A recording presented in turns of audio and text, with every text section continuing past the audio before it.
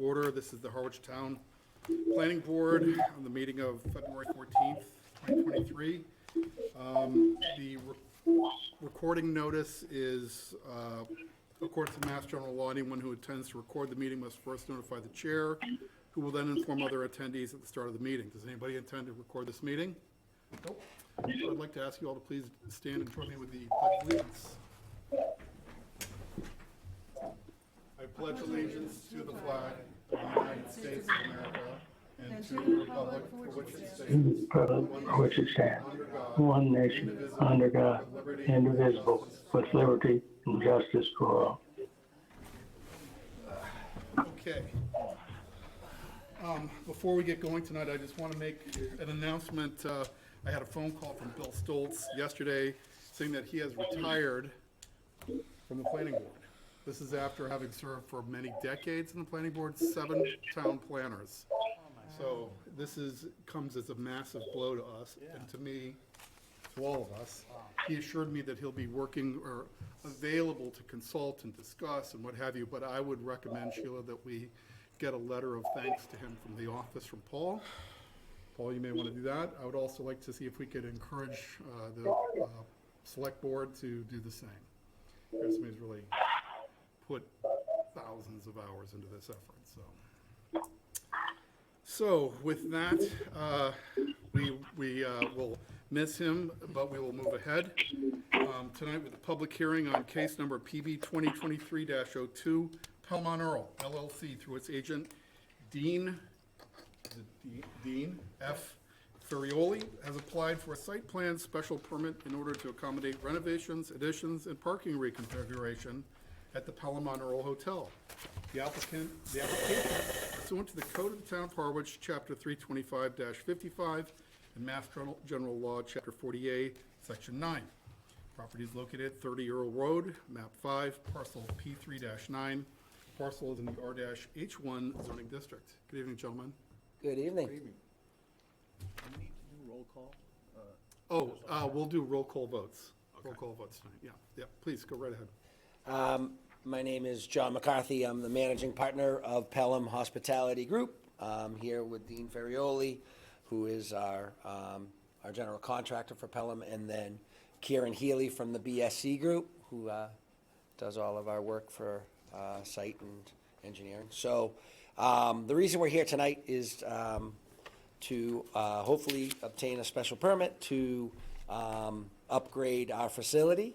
We, as most of you know, at Pelham Earl, which used to be the Commodore, it had a restaurant. I think it was called Raspberries.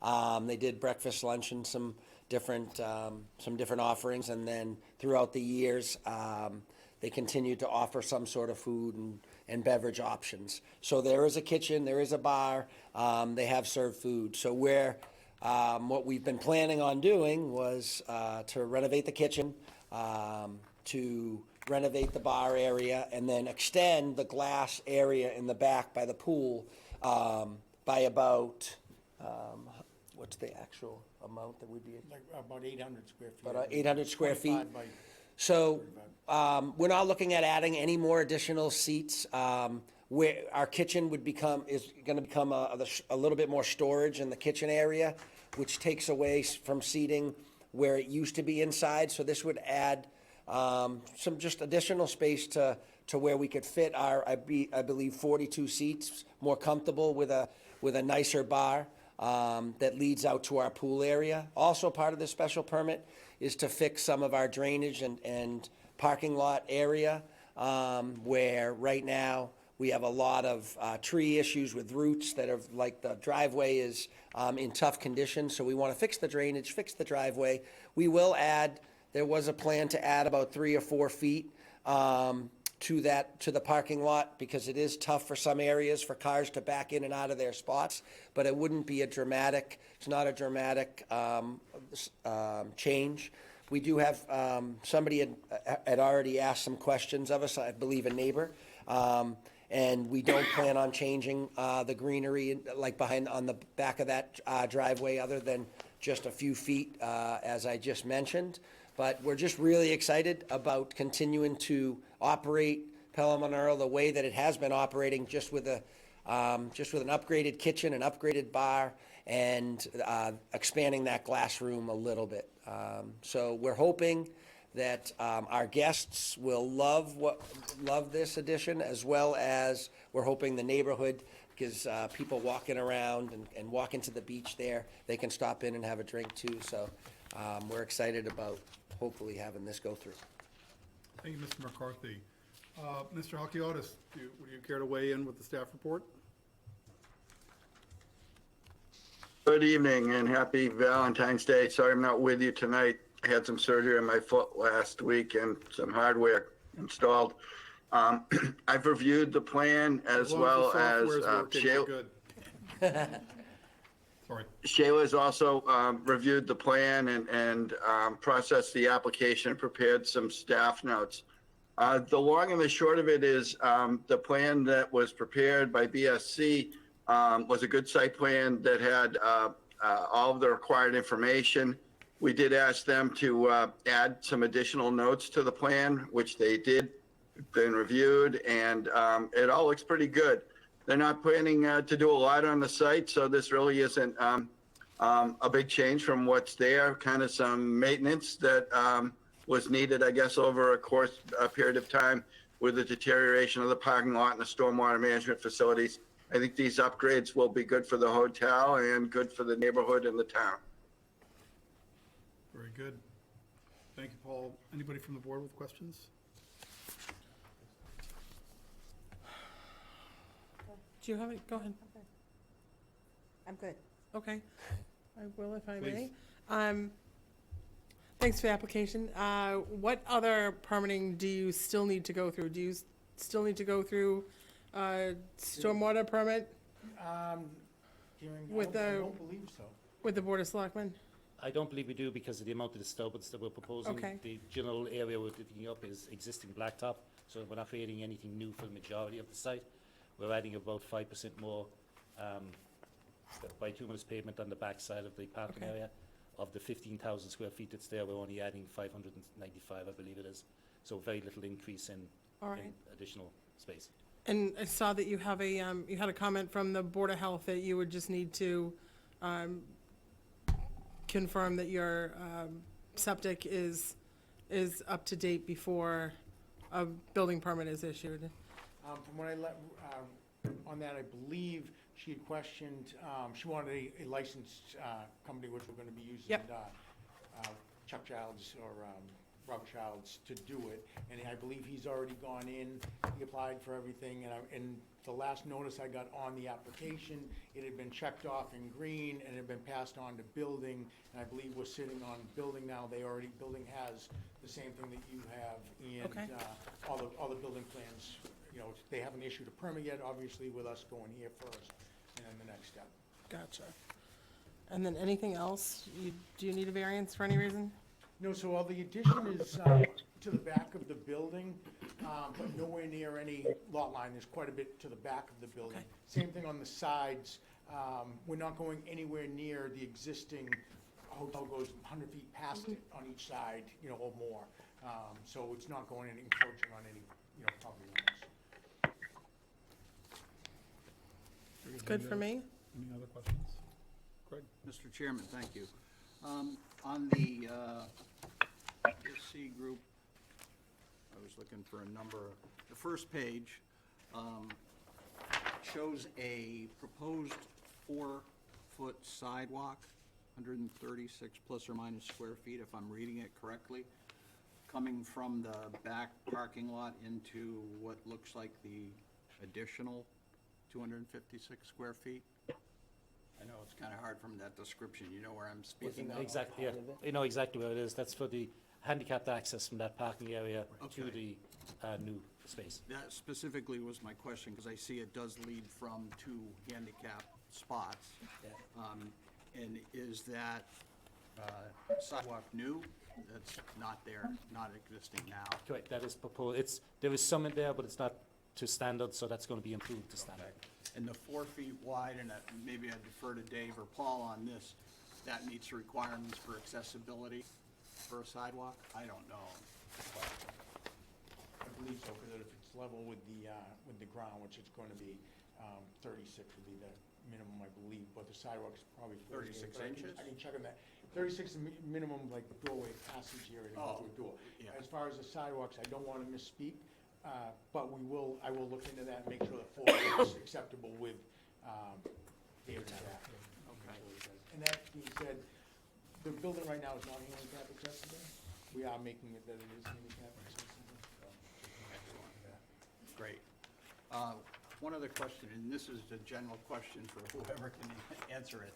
How are the parking requirements spelled out for this property, given the fact it has a restaurant as well as overnight stays?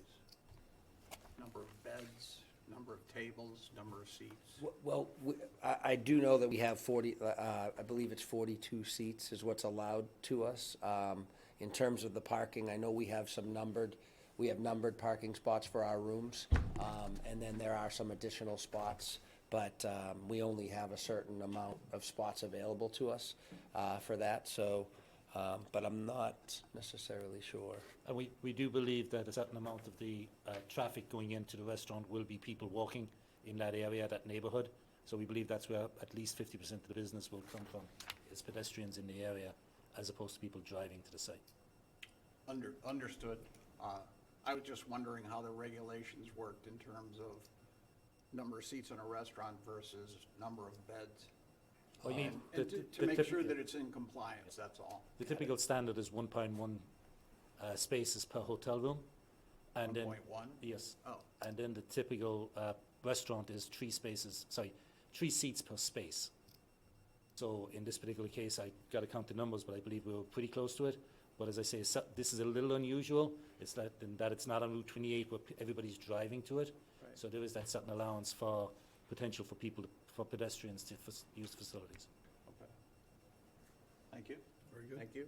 Thank you. Mr. Munns, any questions? Just, I may be looking at the answer right here and not seeing it, but it looks like the shuffleboard pad that's being removed is almost the same size as the square footage of the expansion of the pool deck. Is one replacing the other?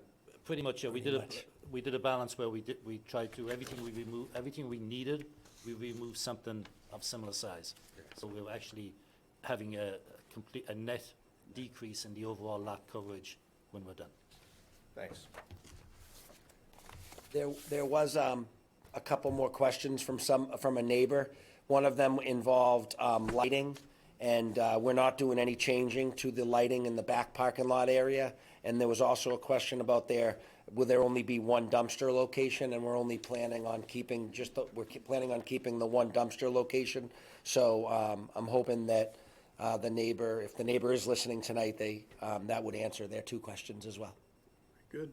And we are taking into consideration on the back lighting that's there right now, it's kind of a bright, clear light. We're gonna change them so that they go down to a less light that kind of keeps it to a higher Softer. area and not, softer light that And doesn't go putting into the backyard. downward facing lights as opposed Well, to, these are already existing, they're attached to the back of the building. By So the they're almost doors. like your doorways, lights that Sure. are required, but right now they're like a clear, bright light. We're gonna kind of dim them down to try to save some of that. Great. This is Dave Harris. I have a comment. Yes, Dave, please. First, when I look at the seating shown on the plan, it only shows 33 seats in chairs. You mentioned 40-some seats. Is that correct, or is the number of seats shown on the plan just a schematic? Yeah, so previously, when the Commodore ran, they did have some seats out in the front. They have the front little patio there. So there's a chance that we would obtain the remaining seats and put a couple tables out there on that little front patio in the front of the building. But I don't believe that we No, we're can- not changing the existing, whatever the existing seating is staying the same. We just put it in there showing like the room that we may or may not have in it. Once the building's built and we get the actual tables and chairs, you may see it judge not more than what we have, but somewhere in that number. Yep. Was that it, Dave? And my other comment is My other comment is with respect to the accessible ramp or sidewalk. You have to comply with ADA there as well as the Massachusetts Building Code for accessibility issues. So it really would behoove you to check to make sure the width is and the slope and so on, and the turning areas and the area needed to open the door and that sort of thing are correct, because concrete erasers are pretty expensive. Yes. We will make sure. Wouldn't be the first time. Thank you, Dave. Mary? And just a question, are you, I don't recall, was that a seasonal liquor license at the Commodore? Yes. I think it was, and Yes. so you're in the process of applying for Yep, the we are. seasonal? We already have it, and That was my we just question. plan on keeping it. Okay. And it doesn't look like you applied for any waivers to my colleague's question relative to the parking. It doesn't look like you've applied for any parking waivers or any other waivers under the special permit, so I just wanted, through the chair, to Paul, confirm that, that was correct from your point of view as well, Paul. It was my understanding that they weren't really proposing any additional seats to the restaurant or the bar area from the application. So I didn't do any kind of a parking analysis because I didn't think they were going to be making changes that would trigger the need to expand the parking lot. Understood. Just wanted to clarify that because we've talked about it briefly. That's all from me. Thank you. Very good. Any comments from the public? If so, please address the microphone at the center of the room, state your name and address, and I believe there should be a pad there, so you can note it down. Does this work? It does. Yes. My name is Lud Johnson. I am a neighbor on 3 Middleton Drive that abuts the property. It doesn't actually abut the property. It's the only one on that road that doesn't, but I'm close by. What is the hours of operation for the restaurant? Have you planned that? Yeah, so we're planning on starting at around 7 to 8 a.m. for breakfast, and then closing at around 7 or 8 p.m. So it's going to be a breakfast, lunch, and like an all-day lunch, dinner menu. So we're not planning on staying open much past 7 or 8 o'clock, and then we're planning.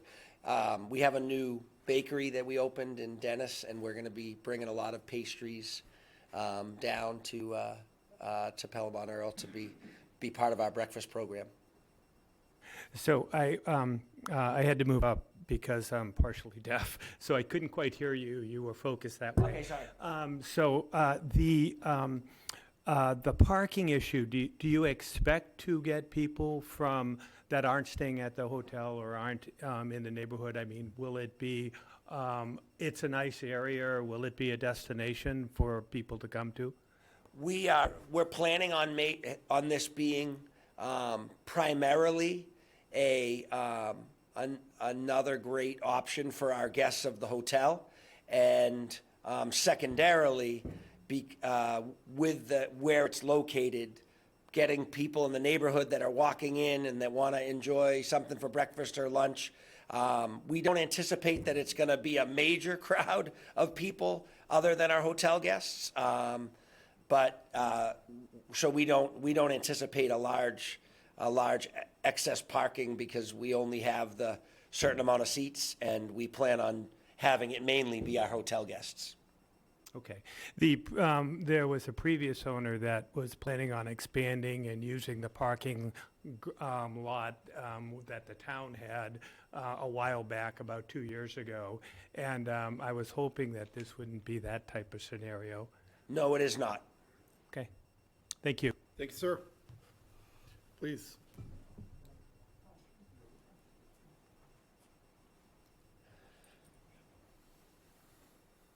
Hi, I'm Lynn Mallett, 21 Shore Road Extension. So I know we've talked a lot about the parking, but I just wanted to confirm that because my property is right behind the hotel. And I just want to confirm that there won't be a major expansion abutting, the fence or the property line in the back. And that's what I just want to confirm that. That's what I think I'm hearing. That's That's what you're hearing. Okay. Yep. And then I just have like a request, so, in requesting a lot with the previous owners as well, maintaining the green space in the back. The previous owners really haven't done a good job, so there's been a lot of overgrowth in the trees, encroaching on the fences and, pushing the fences down. And so I would just request to the owners that they maintain that area of their property. Yes. Thank you. Thank you, Ms. Mallett, appreciate it. Yes, sir.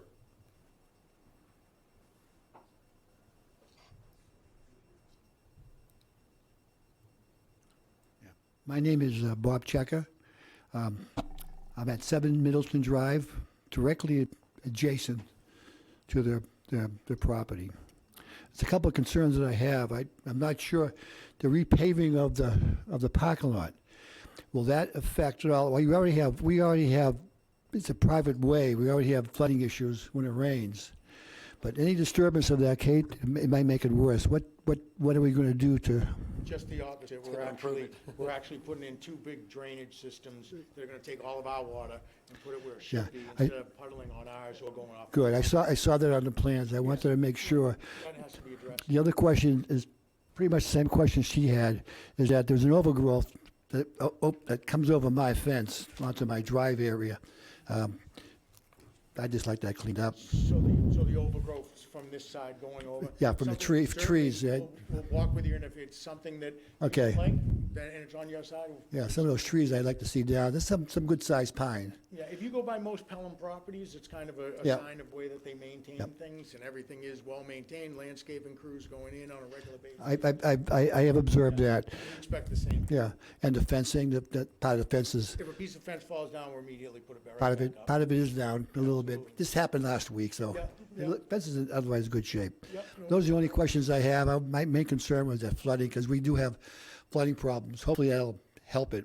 We have flooding in the parking lot itself, Yeah. too, so. Okay, get thank rid you. of that and Thank you. Thank you, sir. Any additional questions from the public? Any more questions from the board? Happy to entertain a motion. So I move that we close the public hearing. Motion. Second. We have a motion and a second by Mr. Chadwick. Do a roll call vote. Mr. Harris? Aye. Ms. Tucker? Aye. Ms. Brady? Aye. Ms. Maslowski? Aye. Mr. Chadwick? Craig Chadwick, aye. Mr. Munns? Aye. Mr. Barry, aye. Vote is closed. So I move that we adopt the following recommended findings of fact. One, that the applicant has applied to the planning board for site plan special permit approval pursuant to section 325-55 of the Harwich zoning bylaw. Two, the applicant, Dean F. Ferrioli, is the agent project manager for the property owner, Pelham on Earl LLC. Three, the subject property is addressed at 30 Earl Road, West Harwich, map 5, parcel P3-9, with a lot area of 40,336 square feet. It is located in the residential high-density RH-1 zoning district. Four, the current use of the property is a 27-room hotel being operated as Pelham on Earl Hotel. It is lawfully pre-existing and non-conforming. Five, the applicant proposes site improvements in order to construct interior upgrades in addition to the bar area improvements of the parking lot, drainage enhancements, and an expansion of the patio around the pool. Six, the applicant has applied to the planning board for site plan special permit approval pursuant to section 325-55 of the Harwich zoning bylaw. Seven, the site plan special permit application was submitted on January 10th, 2023, and includes the following: Form A, application and narrative, site plan by BSC Group entitled Pelham on Earl Site Improvements dated January 9th, 2023. Drainage plan by BSC Group entitled Pelham on Earl Site Improvements dated 1/9/23. Interior schematics for lobby, kitchen, and bar remodel by Dean F. Ferrioli, sheets A1, A2, A3, A4, and A4 rather, dated 1/10/23. 4 pages of impact performance material and architectural glazing systems. And a butters list, a filing fee in the amount of $525. Have a motion, I have a second. Second. Second by Mr. Chadwick. Any discussion? Roll call vote. Mr. Harris? David Harris, aye. Ms. Tucker? Ann Tucker, aye. Ms. Brady, Emily Brady, aye. Mary Maslowski, Mary Maslowski, aye. Craig Chadwick, Craig Chadwick, aye. Mr. Munns, Harry Munns, aye. Mr. Berry, aye.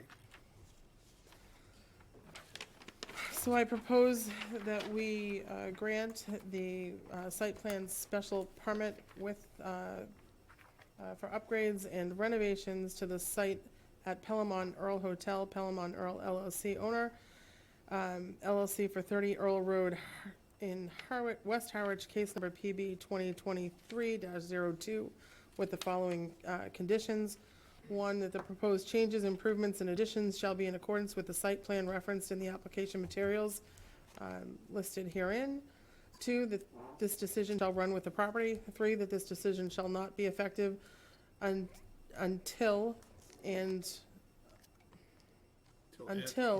the approved site plan, until this decision and the approved site plan are recorded with the Barnstable County Registry of Deeds. Four, that changes to the site are not authorized under this decision, may require further planning board review and modification to this decision. And five, that the applicant shall conform to the inspection, certification, and as-built plan requirements outlined pursuant to section 400-18.g of the Harwich zoning code. Motion and a second. Second. A second by Mr. Chadwick. David Harris, David Harris, aye. Ann Tucker, Ann Tucker, aye. Emily Brady, Emily Brady, aye. Mary Maslowski, Mary Maslowski, aye. Craig Chadwick, Craig Chadwick, aye. Harry Munns, Harry Munns, aye. Duncan Berry. Aye. Congratulations. Thank you very much. Thank you, Board. Thank you. Thank you, good luck. Excuse me, one question. Yes. As a land surveyor, I can't record a site plan at the Registry of Deeds. I can record a registered perimeter plan or a subdivision plan, but I'm not allowed to record a site plan. Right. I can record the document itself, but they don't accept site plans. So how do we phrase this? Mr. Chairman, Thank you. Yes. this, the application was for a site plans / special permit. So this is going to be a special permit decision, and there's a site plan that accompanies it. And those are traditionally accepted by the Registry of Deeds because they are for a special permit. Okay, the only way that would be acceptable to the registry is if I reduce it to 8.5 by 11 and I include it in the document itself. But I know I cannot record a site plan. I've been recording over there since 1988, and they will not accept a site plan on a 24 by 36 sheet. They'll accept it as part of the document possibly. And if that's acceptable to the board, then we can definitely do that. But I just can't record a 34 this size sheet. They will not accept that. I think if it's acceptable to them, it should be acceptable to us, right? If this is the way it's been doing, they've been doing it for whatever, 35 years. I would think so. I'm not on the recording side, so I don't see how the prior site plan, we do site plan review special permits all the time as a matter of course. So, And maybe it's just that I haven't done one and it's acceptable if it's inside the document as an 8.5 by 11 sheet. and that may be, could Sheila, could you check one of our prior site plan special permits that's been recorded? We No, know. no, I'm saying you can do it tomorrow and just confirm with them. And we'll take care of whatever we can do, but if they have I mean, something we've standard. passed it, so And after saying all that, We do them all, we do site plan special permits all the time, that's why I'm saying it's probably is recorded as a piece of the document, but I can't swear to it. So if staff can check that and confirm, and if it's actually recorded as a plan, then she can confirm that as well, because she'd have it as a plan number and plan number and a data recording. right, thank you very much for your time. Thank you. Thank you. And we would have no jurisdiction over whether they Correct. accept 3.5 by 11. Correct. right, that's a formatting thing for them. We've accepted, we're good, yeah. I suspect he is correct. So we move on to the second item in our public hearing this evening, which is case number PB 2023-03, Ripple Realty Trust, David J. Plunkett, trustee through its agent, Gregory Winston. Could you Can I ask you all to move your conversation to the hallway? That would be great.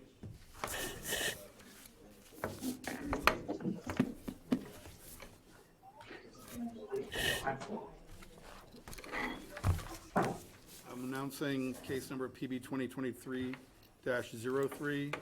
Ripple Realty Trust, David J. Plunkett, trustee, through its agent Gregory Winston, has applied for a use special permit, mixed use, and a site plan special permit in order to accommodate renovations and the addition of a second-floor apartment with a deck.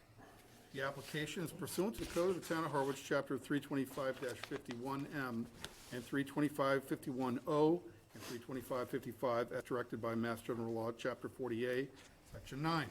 Property is located at 338 Bank Street, map 41, parcel D1-3. Property is located in the Commercial Village and the Harwich Center Overlay Zoning Districts. Good evening. Good evening. Dan Croto from Moran Engineering. And the applicants, David Plunkett and Greg Winston, are not on the Cape, so they're online. We're here. On the big screen. Should be here. They should. We're here. They're here. So they can hopefully answer most of the questions. I drew the site plan. The project has been to the zoning board for the required relief of adding residential and the setback and the lot size variances. And it's been, first it went through historic for the look of the building. The proposal is to keep the building, keep the current building, lifting it up 2 feet and doing an addition over the shed area to make room for an apartment. The owners own the Winstead Inn to the south. And right now, this used to be an antique shop, but since they've taken it over, Dave and Greg, they've been storing stuff. It's just been basically commercial storage. So they would like to be able to add a one-bedroom apartment to the building that one of the owners currently would live there, and then after that, it would be a rental, or for one of their workers. They own a couple of inns. They own the inn, like I say, right behind on the corner of Parallel Street, and then one down on Sound off of Braddock Street. We submitted, because the project was keep the existing building and add an apartment. There was already a parking spot. There was one parking spot on the left side that the antique owner used to park in. It's grass, but it is there. And then there's 3 garage spots. The idea would be to use one garage. Per the parking requirements, you would need 2 spots for a unit, even though it's only 1 bedroom, for the living unit. So then the idea for the 2 spots would be, one would be in the garage, the unit to the north, in the garage door to the north, and then the other one would be the outside on the left side, of the south side of the building, which would be in between the barn and, again, David and Greg's existing business, just to the south of this. And then the other 2 spots they would maintain for keeping their lawn furniture and stuff for their commercial storage.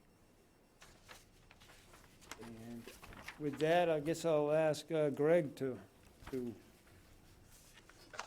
tell about his project. Thank you, Dan. I appreciate. I think we've answered the questions that were put before us relative to the planning board. We've been approved, as Dan mentioned, through Historic District Commission.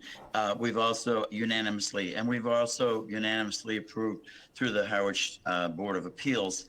The main reason that we're coming before you tonight is that in actuality, I'm not sure how you consider this, But bottom line is really not any change to the site plan whatsoever. So what we're doing is we're doing a completely restoration of the 1840s Thatcher's Forge, which is an iconic old forge.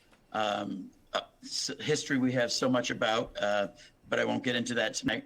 But it is actually not going to change visually the building in any way other than a dormer to the north, the deck that's on the back, which has already been approved by the Board of Appeals, and it'll make the building. It'll help us pay for the restoration of the most iconic building, or one of the most iconic buildings in town. Certainly the most iconic building on Bank Street. So basically, I think we've covered everything. Dan's done a great job. He's provided the planning board with the spaces that they wanted delineated, and that's basically the space that would be used as commercial space.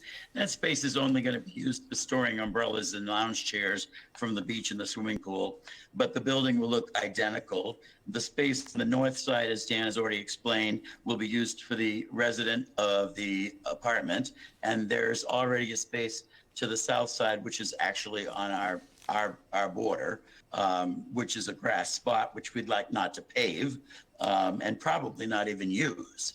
But, it's the space is there, and the previous owner of the antique shop, when he opened the store, he parked his car there.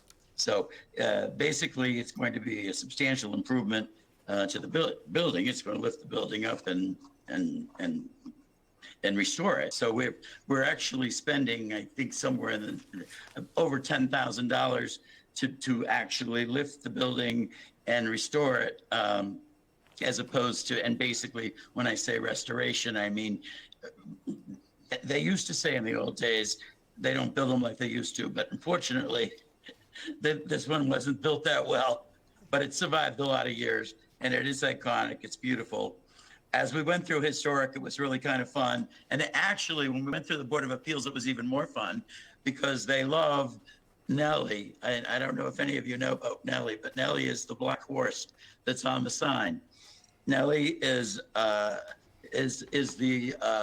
ideal of the original shodding of horses that took place in that building for all of its early years. And then later on, it became a car repair shop and ultimately an antique shop. So basically what we're doing here is we're taking something that's in the historic district overlay, and we are asking for mixed use because it previously didn't have a residential use.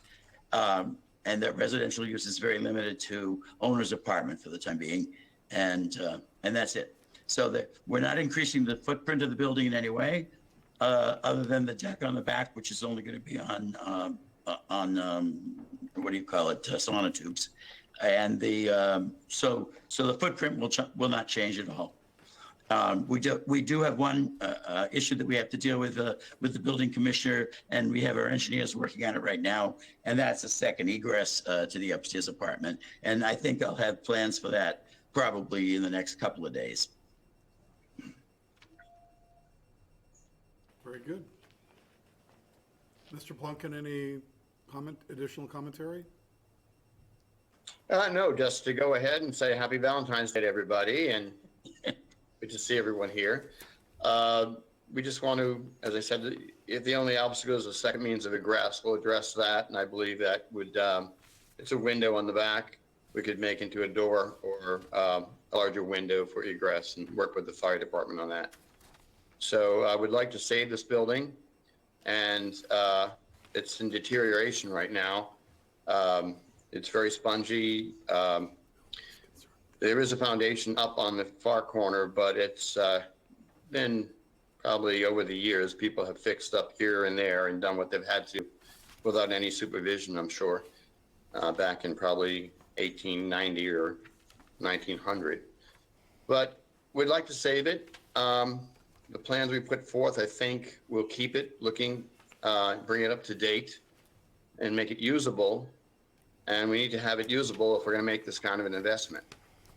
So hopefully that you'll agree with our plans and give us a positive, and we can move ahead. Thank you very much. It's a good day for a red barn on Valentine's Day. Thank you very much. Paul, would you care to weigh in for staff comments? Thank you, Mr. Chairman. Both Shayla and I have reviewed the plans and the application package, and we also met with Mr. Winston a couple weeks ago with the community development team, the building commissioner, the conservation agent, and health director, and discussed his application, asked some questions, and gave him some feedback. It was at that meeting that the building commissioner asked about where the second means of egress from the second story apartment would be. I'd like to, since that has yet to be really nailed down, I think we need to be clear that if that second means of egress is going to mean a change to what we see from outside the building, or that's something that we might need to review going forward. They've asked for a couple of waivers, and one was the requirement to provide some more landscaping. They've indicated that it's kind of a tight spot in that corner, and there wasn't much room for landscaping. There's kind of an informal pullout for like a gravel parking area in front of the barn, and they said that there wasn't much space for that. So the board should consider those waivers and grant them if you see fit. And I guess the last thing that I will say is that in an age where most people just tear down historic old structures, it's nice to see these guys proposing to repair them and renovate them and keep them in productive use in this historic district. Thank you. Any comments or questions from the board? Barry? What, it looks like there's space above, above the first floor now, the garage, the 3-stall garage. How is that space accessed now? It looks like the new access is going to be an external stairway up to the deck. But there's space up there, there's windows. How do you get up there now? Ladder or something? Okay, let me tell you. If you'd like right now, I can tell you how. It's been, rigged in many different ways over the years. There's a hayloft floor opening, and there's also pull down like you'd have for a house to pull up your stairway up to an attic. It's quite rickety. Okay. And our plan will make this structure far superior and safer than it is right now. Okay. Second question, it looks like, you said you're not adding any square footage, but it looks like you're adding 2 shed dormers? Yeah? Or am I reading that wrong? But those shed dormers are actually on the existing structure. So the foundation will not be increased. The land area, in other words, the area that the building occupies, will not be increased in any way. The shed dormers will actually be more attractive. And the shed dormer actually is looking to the north, which is the gas station. So we have an iconic barn that overlooks a gasoline station. And let me say this while I'm saying this, that Tony, the owner of the gas station next to us, is very supportive of us. And Tony has actually put in a beautiful hedge. And we only have, I think, 4.5 feet between, Tony's land and our land. But Tony's already gone ahead and put in a nice hedge there. So as we go ahead to approve this, we're going to have to take care of, maintaining or restoring, the hedge that he's put in there. But overall, as I have stated earlier, HDHC, Historic District Commission, unanimously approved it. And the look of the building will not change, so that as you drive up Bank Street, you're still going to see the iconic red barn. The color will be the same. The doors will be white. Nellie the horse will be restored and put back up there as the iconic sign. And basically, we're going to take a building that at this point in time serves no purpose, and at least it will now serve a purpose while paying for the renovation and restoring it for the community. Okay, one last question. You said you're lifting the building, by how much? I don't see any numbers here. Says on the. I think, I may be looking at the The wrong. Go ahead, Dan. architectural says 2 feet to allow for the second floor. Okay, thank you.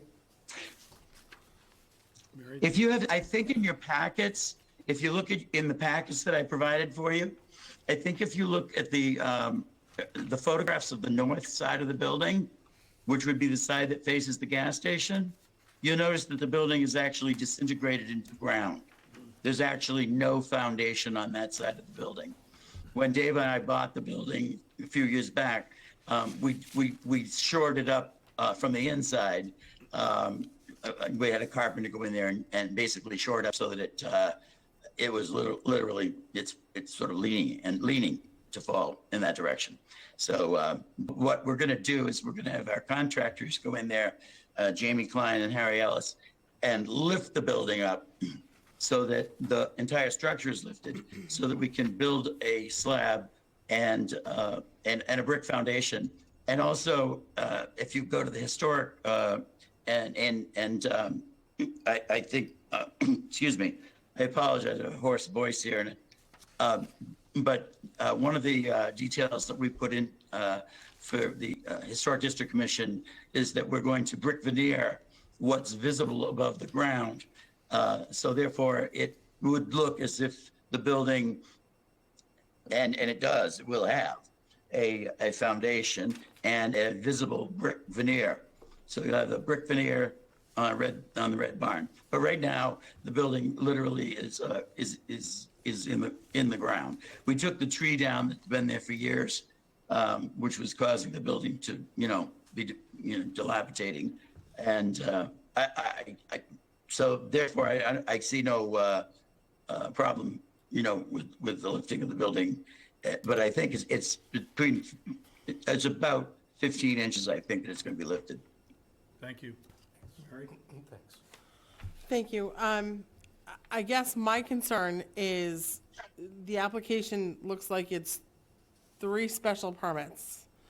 And if the building commissioner is looking for a second means of egress on that apartment, I really think we do everybody, including yourselves as applicants, a disservice if we don't see that before we make an approval, because if we close a public hearing and we make a decision and a change happens to a site plan, you're gonna have to come back, re-advertise, re-notice the butters, do all of that over again. So,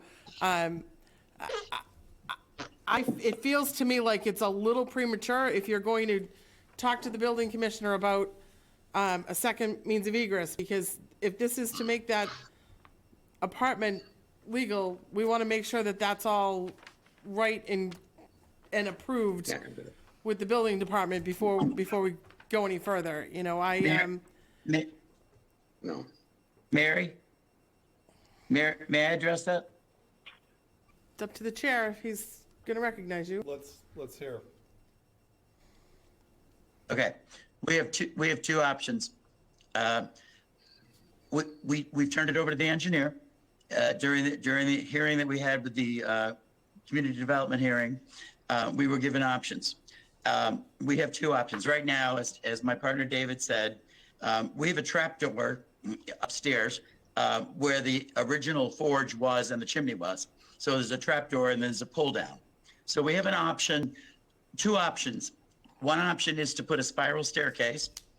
The fire inspector suggested that we might even think about putting in a fire pole so that all of this would be on the inside.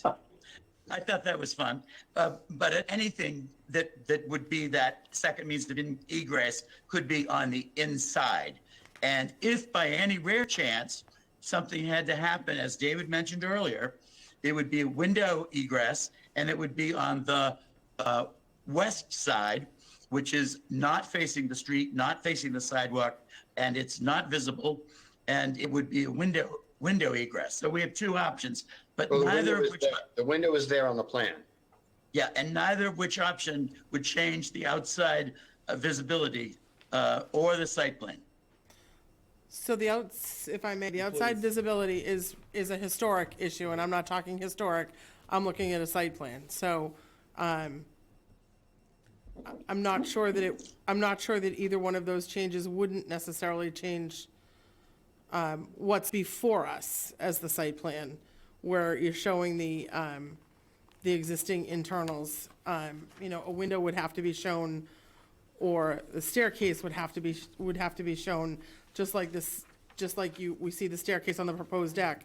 So I'm not sure that that's necessarily true, and from my perspective, if we're voting on something that's 3 special permits, and you're gonna have to renotice everything all over again to make a change that we can address by postponing this 1 meeting or 2 meetings, I just think it's short-sighted of us to do that. I would actually ask you to request Paul's I think we have to opinion on request- that. Paul, please. Would you care to weigh in?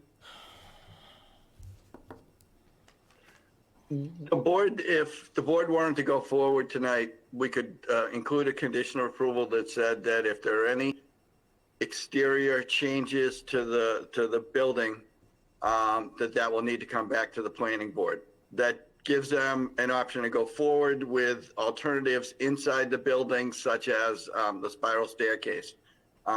The other option is, as Mary has suggested, which would be to just hold off on approving the project tonight, continuing it, and waiting for them to come up with their plan for the second means of egress and submit that to us for review.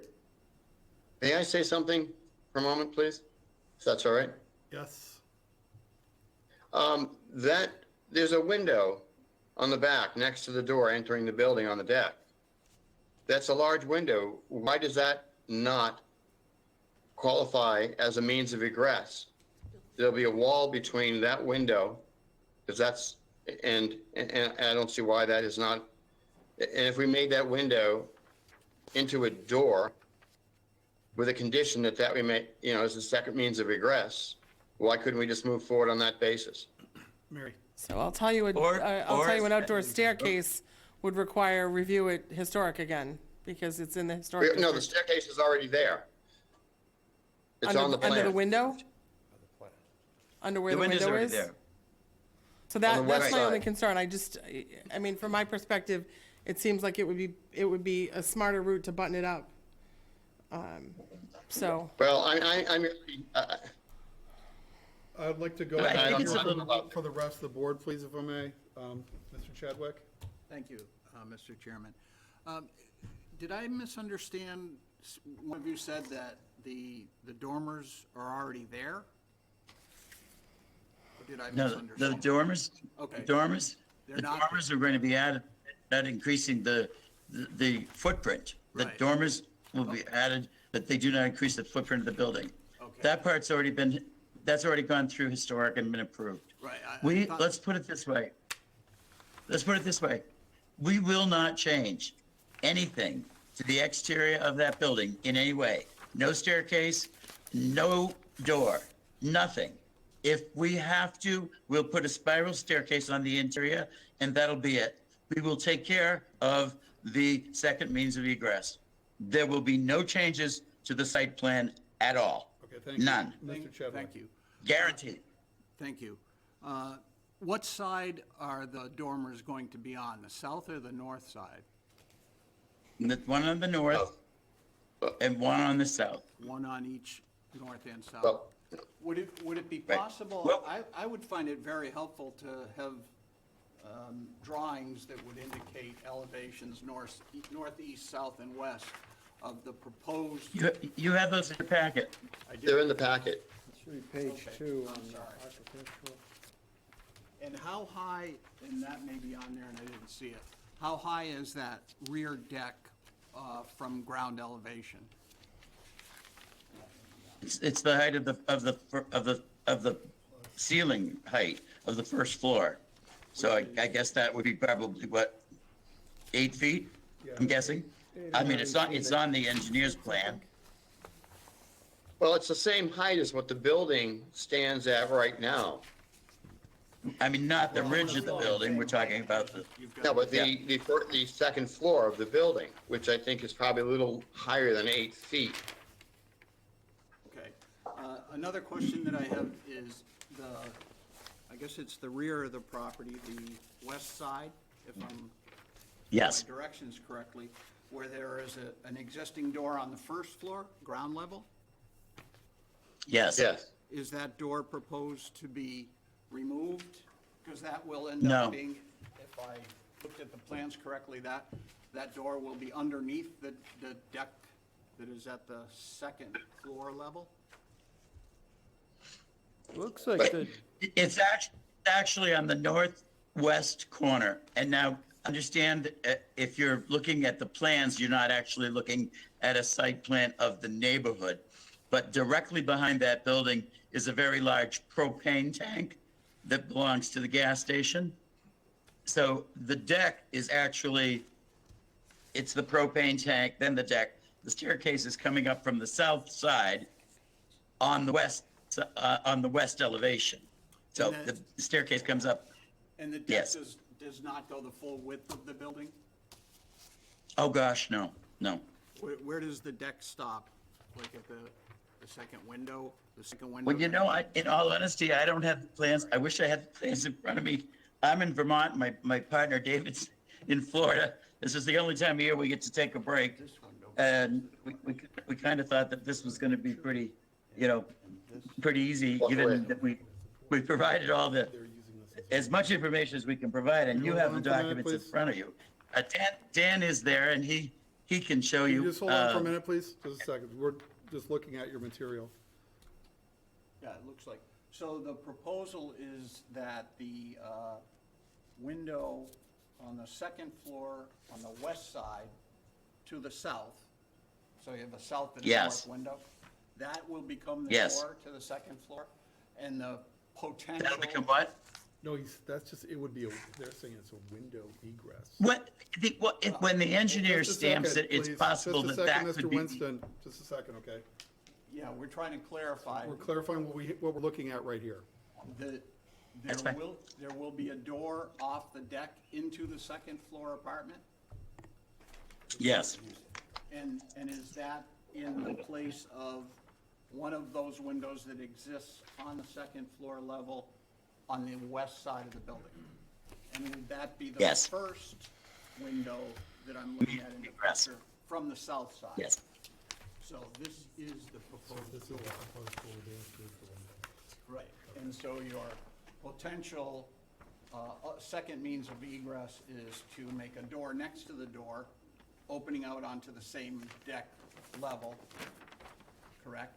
Yes, One of the- yes, but we could also do the staircase going down. We have to have the engineer certify that before the building commissioner can give us the building Well, permit. May I just say that we did meet with the fire department, and they said that would suffice to have that as a second means of egress. Thank you. So- Are there any other questions from the Go on. board, please? Any other This is Dave. I believe the second means of egress is the purview of the building commissioner, not the fire marshal. Correct. Are there any other questions from the board? Are there any questions from the public? This is Dave. I had another question. Yes, Dave. I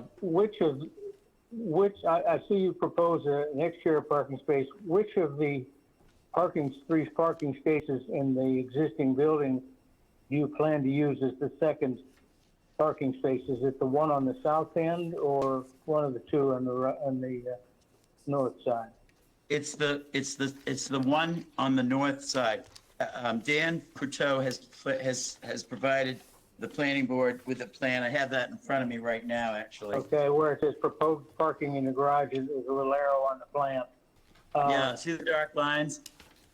Yeah. He's Now, delineated. My real question is, do you plan to put a gravel driveway in between Bank Street and the two parking spaces? I don't know what's there right now. I've driven by it 100 times, but I don't know what's there right now. It's just grass, and we don't want to change it if we don't have to. All we're going to do is put cobble aprons leading into the garage. Thank you. Any further questions from the board? I just have one question through you to Paul.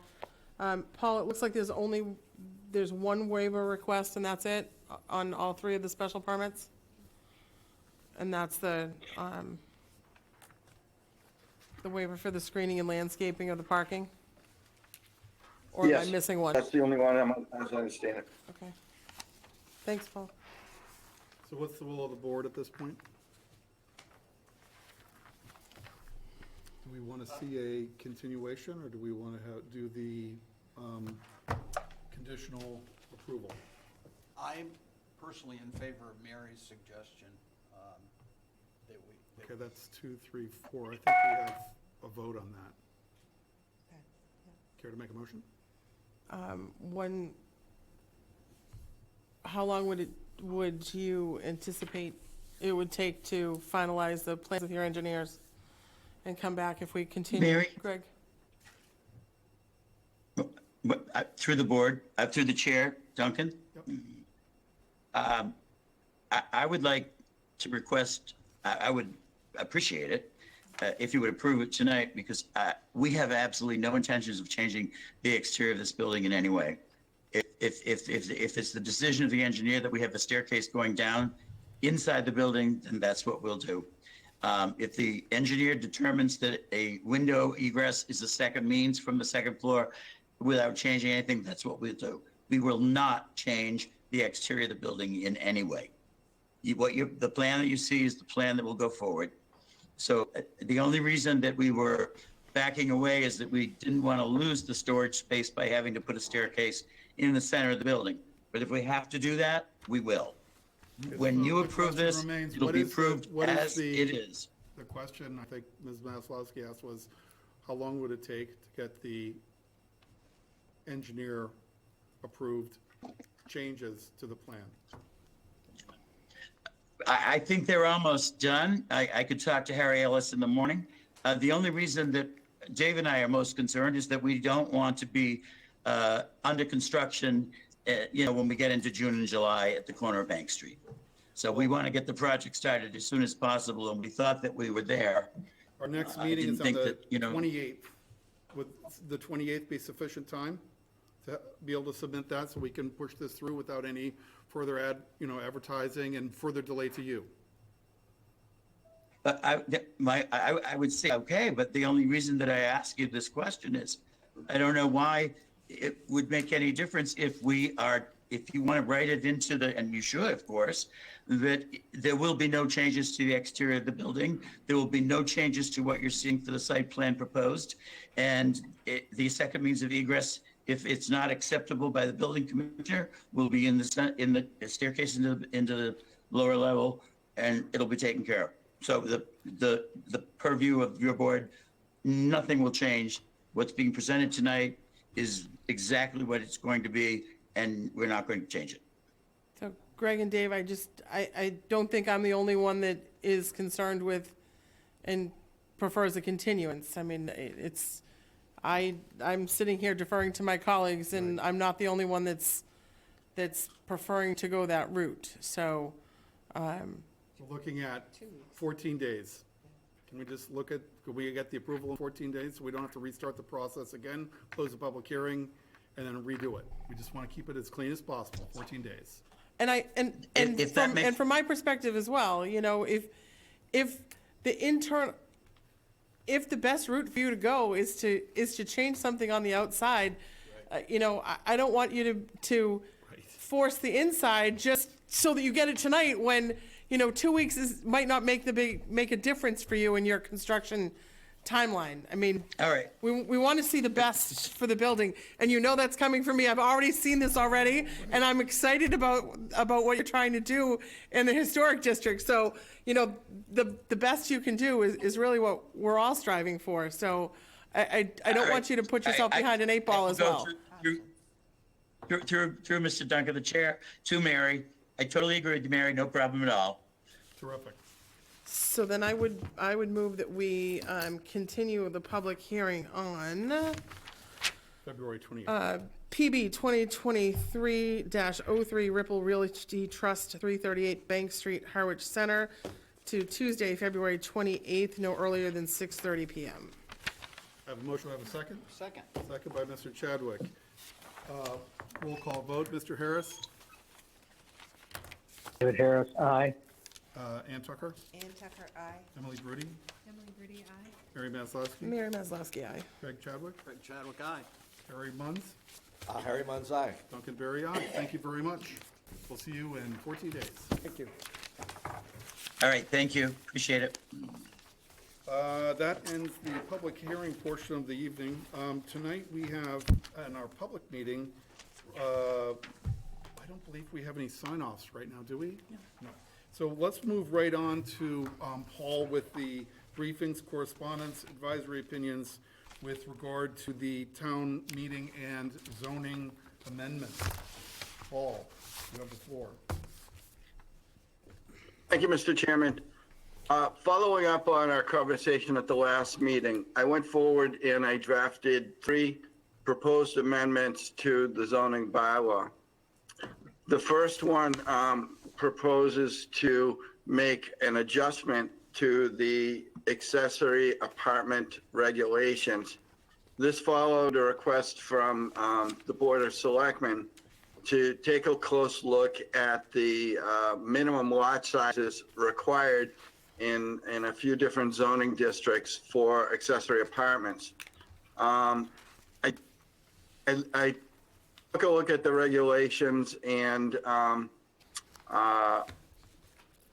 think that what we should do is to eliminate the tiered minimum lot size approach that's in the bylaw now, and to just try to make the regulations a little bit less restrictive by lowering the minimum lot size requirement in all residential districts to 10,000 square feet.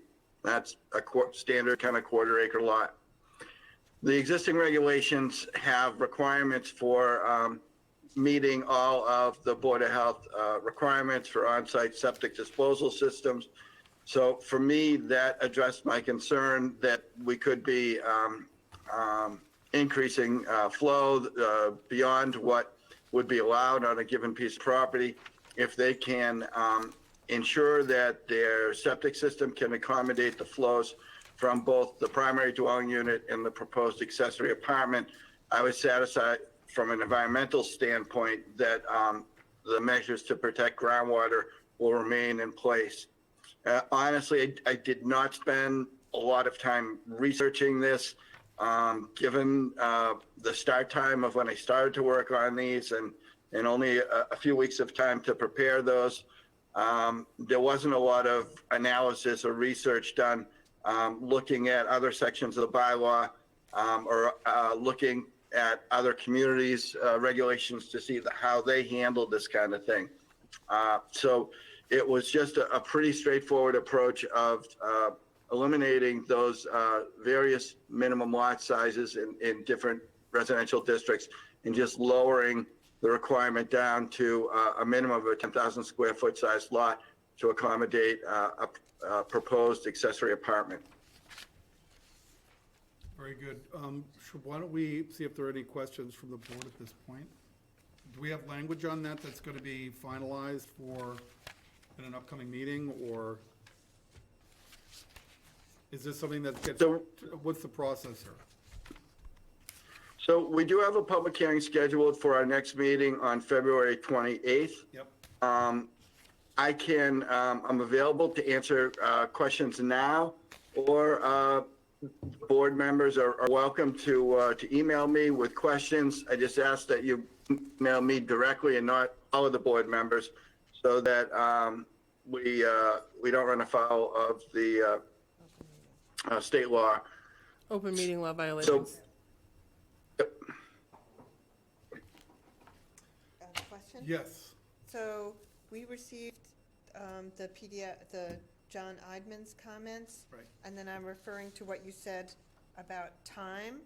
And this seems like if we waited again, we might get to a better place, because you're just proposing we change the ADU law in this very narrow segment?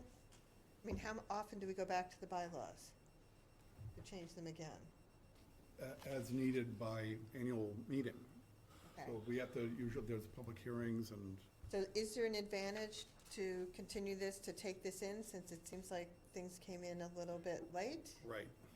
There was a lot to take in here. This is my concern, is there's a lot of To take in, text. I mean, I didn't really get to understand John's comments right, until I saw the red line version PDF. right. As opposed to the black and white version. It was kind of, so, but that takes us to a different spot. And there are a lot of comments, I think, around that. Mary, do you have a comment? So I just have a question. Paul, I know you've scheduled a public hearing. Is the public hearing for all three of these items, or is it just for the floodplain and the photovoltaic?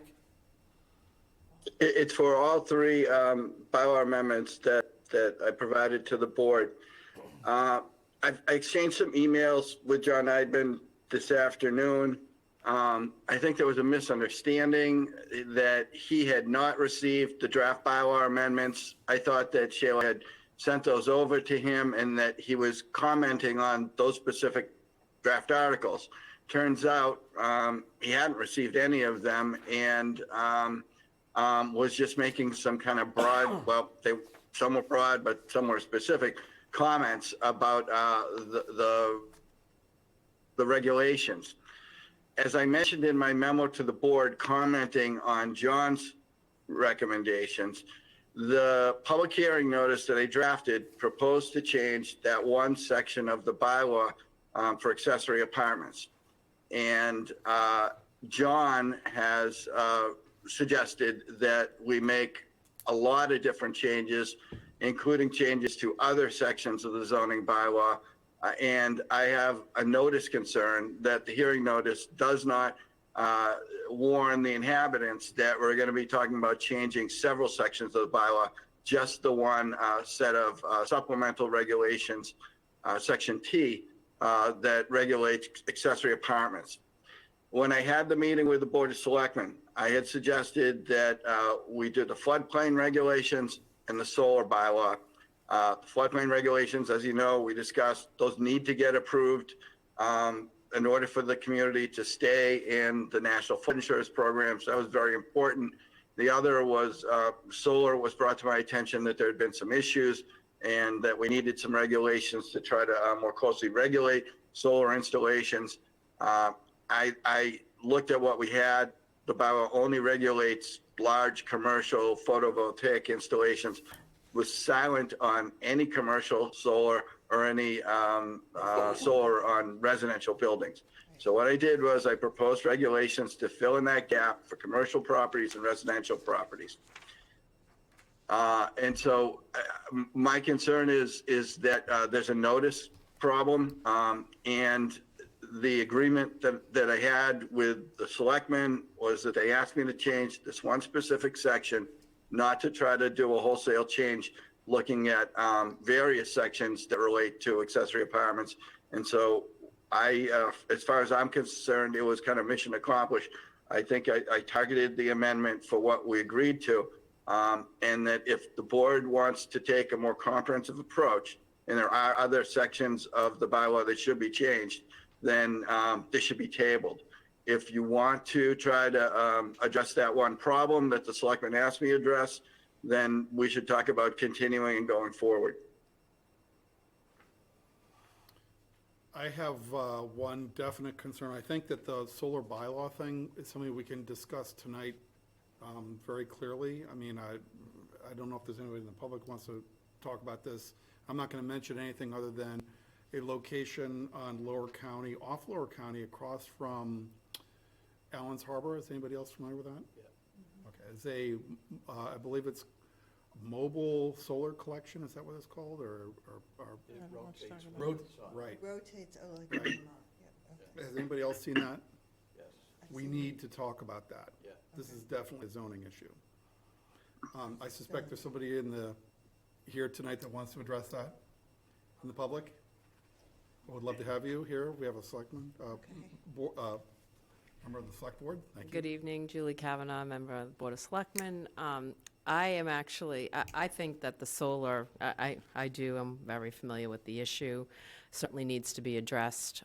That might need a little more public input, I think, too, because that came to us from the public. So I certainly see the zoning issue there and the need to vet that further. I actually, if I could, and I don't want to get you off track, so I can come back to talk about this, but I wanted to talk about the ADU because it was the board who asked Paul to move forward with addressing that. Right. And I've read John's comments as well. And John raises a lot of different issues that he's right that we need to clean up on. And I think that there are a lot of different things that we would need more time and to vet and to have public input. But I do, and I'm not speaking on behalf of the board, but I will go back to the board with the information I also am going to share, is that I think what we really need to do to get this to town meeting for the accessory dwelling unit or accessory apartment, however we want to refer to it, is to keep it really simple. And I understand what Paul was trying to do in reducing to 10,000 square feet, but I think it should be even more simple. And I think that it should not have a square footage involved, because every parcel in town is different square footages, as we know. We also have a DCPC that speaks to a larger, has more authority, I should say, in the bylaws. So we do need to address the DCPC. We do need to look at how we do this so that we can create housing and more opportunities for people to stay in town. And I think the idea and the draft that John has also provided is, you're only looking at one dwelling, and as long as you have a dwelling, you're entitled to an accessory dwelling unit. That's as simple as I think it should be, because that allows any property to create that accessory dwelling unit. And then you could make it even more simple to say either 900 square feet or 1,000 square feet, whatever way everybody wants to proceed. It's only 100 square feet we're talking. I don't think that we should get involved. I think clean up this percentage of the main house, because really that gives other people an opportunity who have a larger house to have a larger unit. Well, what's the point of that? We're trying to create housing. So I think there's an easier way to sort of simplify this ADU cleanup. And I will also bring this back to our board on Tuesday night and share, that, whether it's on an agenda item or in my select board report. But I think those are some of the main things I see in these revisions that we could make that would be cleaner. But back to the point of DCPC, we do need to touch on that too, because if we don't address that, we leave a whole section out, whole section of properties out in town. So yes, the solar array and the needs to be addressed further. I think it needs more public input probably. But I'm the one who really said ADU is a priority for this board. I hope, and the board has endorsed moving forward on it. So I hope everybody will think about the items I just brought up. Thank you. Thank you very much. Appreciate it. Mary? So just a question through you, Mr. Chair, to Paul. No reason that we can't vote after the public hearing, correct? Whether we recommend for approval or disapprove a zoning change, correct? Yeah, the board can vote after the board should vote after the public hearing, after they've accepted comments from the public. And that vote doesn't have to be at the next meeting immediately after the hearing. That vote could be anytime before town meeting, and that record of that vote is included as part of the planning board's report to town meeting. Can I just ask a question of clarification before we go ahead? It says on page 2 that the hearing for the March 28th meeting. Do you mean February 28th? Yep, that was a typo, I guess. Okay, It is okay, February 28th. Okay. I was going to say, what's the rush here? Mary? So then my follow-up, thank you, Paul, for answering the question. My follow-up comment is just that we certainly have the full public hearing the next meeting to listen to both the public and staff comments and other comments and still digest all of this so that we can, kind of make an informed decision on whether we want to recommend or not to town meeting. So, to the select woman's point, there are big issues, but we don't have to vote on all of this tonight Right. and in a rushed manner. So I just wanted to point that out for our members. Thank you. Yeah, Julie Kavanaugh. I just want to point out, though, in terms of, so the larger issues and the more zoning implications in front of everybody, I think they need more time to be vetted. I think Paul would agree with that as well. But when it gets to the ADU and talking about it and taking the vote, as Paul has indicated, but we also need to be able to understand where we're going with it. I think so when you take your vote, I think, or you would bring it back to the board to say, this is what we're doing, the board would say great or not, and send it back to you. But we all do need to move fairly quickly because we need to get this article drafted or the amendment changed and get on the warrant. So, and you know that better than I do, but, So that was my point. Our public hearing is in 2 weeks, so we certainly have that meeting to go through the full public hearing process and digest everything and take our votes so that they're ready in time to report back to you folks and get on the warrant. I think so, right? We'll be, I think so. And the You timeline. haven't closed your warrant yet. No, so- but we're trying, every year, we're trying to get it I in, know. cleaner format, We all so, do. right? And actually, I have a meeting tomorrow afternoon with the town administrator, Joe Powers, so I'm gonna bring this up as well, just because the more feelers that are out there on keeping us on track on this, the better, and of course, public input from your public hearing, but I think if we can get something that's simple and clean and to town meeting, that's probably our best approach. If we need to return next year to tweak it again and we find fault in it, that's fine, but, we've got people in town, and I know 2 stories, and I think one was already to you, that are looking to try to do this, whether they're trying to either create an accessory dwelling unit to have, extra income and help people stay in town. I also know of a couple trying to retire who don't have 401ks, who've lived here their whole lives. They just want to live in an existing structure that happens to be in the DCPC and does not have the appropriate square footage. All they want to do is sell their house and then try to, have another place to live. And we're not even talking about another new footprint, and they can't do it. So we just need to clean this up and address it case by case and go from there. So don't go anywhere. Okay?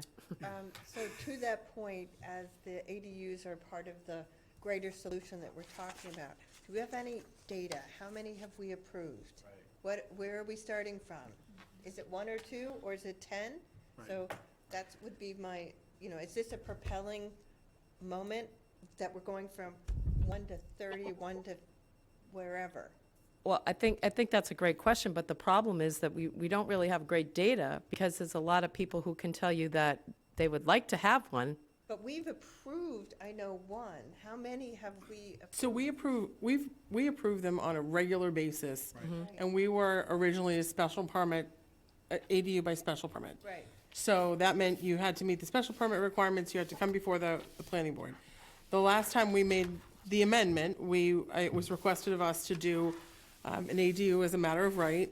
So that's what prompted the changes for the square footage. So 15,000, 40,000 square feet, depending on what zoning district Right. you were in, dictated what you needed for minimum square footage to approve an ADU. It had to be less than 800 square feet. It could be within the same building, or it could be, it didn't have to be contiguous.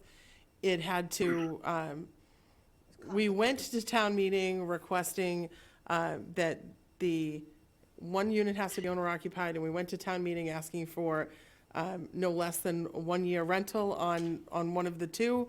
And town meeting, it was changed to 6 months. So it has a 6-month minimum rental requirement. Those changes were all made, and they were pretty much requested across the board, across Cape Cod, by the Cape Cod Commission with some of their recommendations. And now we're being asked through the select board to do something to make it easier. So people with 14,500 square feet lots in a certain zoning district can't put one in, but somebody that has 15,010 square feet could. So, We understand the simplification. Yeah. But are there any numbers? so we should know based on a permitting matter what we've approved. You'd have to look through our applications probably over the last, I'd say at least 10 or 15 years, because it pre-existed when I started on planning board, which was 2016. But if we start even, if we have any numbers, say it's 5 years, it's like, so that we know where we're starting, and then is this an accelerant, and then do we do it properly? That's it. I think that's a great point. Sorry, go ahead. No, please. So, no, I think the numbers is a great point, and I also think that the fact that, to Mary's point of, or to this point that I'm referring to is, you have 38,000 square feet instead of 40. And I agree, Mary, I thought we were doing a great thing, too, when we got our ADU passed, and I was all, really excited about it. But unfortunately, I think because we had the specifics and we thought we were doing the right thing, we've created these additional hurdles. And I'm looking to say, we were on the right track, but let's clean it up and do it so that we can have more people be able to do this and not have it be that, well, I'm over in the campgrounds and I need 10,000. Well, I have 7,500, now I can't do it. Yet, I'm over in DCPC and I have 38,000 instead of the 40 or the, I mean, we've got all these numbers flying around, and that's what I'm thinking is let's just simplify it. If you've got, every lot must have a dwelling, unless it's a vacant lot. And so, if it has a dwelling, it's entitled to have an ADU. And rather than do these percentages, sorry, go ahead. I guess my one question on that would be, I think you would still have to comply with whatever other, I don't think you can exacerbate a nonconformance by adding, no. by adding a, an ADU to it. So if you have a pre-existing nonconformance and you're, an Not additional in- parking space, I'm thinking of the campground, that's gonna be something that, Yeah. that might be a hurdle, still even a hurdle for someone in the campground, where, it might not be for somebody in, a. Valid point, right. Another area. So I think we still have to think about the, all of the other zoning matters are still gonna apply to some Right. degree, right? Lot ye- coverages and everything And I else. don't mean to Right, oversimplify, no, you're and right, I'm just you're saying, right. And also so we that people, don't. I just wanna make sure that people are understanding what we're No, really talking thank you about. thank you for saying that. That's a good point. I should also clarify, we're not looking to say that you can have additional bedrooms either. Right, We're right. talking about moving bedrooms, if you've got a 3-bedroom septic, a 3-bedroom approved, house, Mm-hmm. you can now have a 2-bedroom main dwelling and a 1-bedroom, as long as you're not increasing any kind of nonconformity if you've got a nonconforming lot. So you're right. All of the other particulars would still adhere, but I mean, the ability to even come to anybody to talk about this building, whatever, it gets easier instead of harder. Well, and I think one of the other important things is that this highlights two things. First of which is that John Eidman indicated that we have in our zoning laws and bylaws kind of a crazy quilt. And there's a lot of discontinuous, Yeah. ad hoc additions that have been layered in and patched in over time, which is fine because it's an organic document anyway, which is good. However, we have conflicting objectives between different bylaws. And I think one of the ADU thing forces us to look at principles of zoning as opposed to the abstractions, such as like percentages and square footages. So I think if we take this opportunity as a town to look back and look what we want to accomplish in terms of housing as opposed to what we want, what kind of obligations or what kind of algorithmic functions we want to fulfill. Those are two diametrically opposed directions. I am definitely in the favor of what you're talking about, which is clarification for like behavioral enhancements and how we live in this town. Right, exactly. And just to throw in the fact that, we also had a joint meeting with the Bylaw Charter Review Committee, and, that we separated out the zoning, and we said, we don't expect you, and they're having a study done. We know that you're not going to be looking at zoning, but we know that the zoning needs to be looked at and cleaned up. There are a lot of different issues within our zoning. And that's part and parcel of having multiple people over the years propose multiple changes, and that's unfortunately what happens, right? Right. And it's part and parcel of the game, unfortunately. But, you know, a full overhaul of a zoning bylaw is an important thing to do, but I don't think it's anything that any of us could expect to be done in, I wouldn't think in less than a year. Right. Because there's a lot to review and there's a lot of. We can get into the long-range planning Well, too. I think it's another part of this conversation that's following up. Right, on and this. that's what I'm saying. It's certainly not for this town meeting, and it's probably not for fall town meeting. It's, No, I think it's going to take you know, a, further out than that. yeah. Craig, Thank you, Mr. Chairman. sorry. It's fine. I had to jump in for you. It's fine. I agree with what you said, that the overarching thing at this point would be to try to simplify it as much as we can so we can move forward. But I'm also interested in the data, and I know we can probably look up and see how many we have approved as a board in the past X years. I wonder if we also have any way of finding out, other than anecdotally, how many people intend to, want to, came to the planning board or the building department with an application and were told, no, you can't because of these things. It would be interesting to see. Conduct a poll.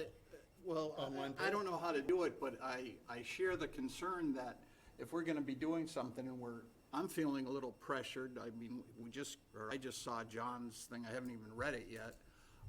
But I'm sure there are some good things that have been raised and ought to be addressed. I imagine we'll get some feedback in 2 weeks when we have the public hearing. But I'm hesitant to say ram this through because there are so many moving parts and so many things that we don't know of. I would hate to see us do this, not do it right, and then say over the next 2 years, we only have 2 people that take advantage of it. What have we accomplished other than muddying the waters even further when we know we have such a tremendous cleanup, or whatever you want to call it, to the zoning regs as it is? So that's where I'm at. I'll be honest, I wouldn't have any problem moving forward with an amendment to the ADU without, you know, in the absence of a larger zoning review. I mean, I think it's a specific area that we can clean up and deal with the larger scope at another time. You know, we have, you know, to Selectwoman's point, there are people trying to get things done, and we're trying to get housing going, and the longer we wait, the worse off we are. So, you know, I think that's an easy one to compartmentalize for now, at least in my opinion. Thank you, and you know, I think, yeah, and I'll see if I can, you know, get some information. I mean, you know, I know that different people have probably approached the building department, you know, so certainly I can ask those questions. I'll be in town hall tomorrow. I think it's a good, you know, whatever numbers, to your point, that we can gather, it's good information to have regardless. We have none, so. yeah. Okay, and I'll check in with you too, so, thank you. If I may, it might also be a question for the builders and the architects, right? How many customers have you had that have come forward and somebody said, oops, no, you can't do it? Right, yeah, So think of something else. One Yeah. in this room. Yeah, yeah. There you go. so, Thanks for taking the time this evening. Appreciate it. Thank you. Any other comments from the public? Paul, I think you've got some comments on the planning material that, the document. comprehensive plan The update? comprehensive plan, exactly. Update.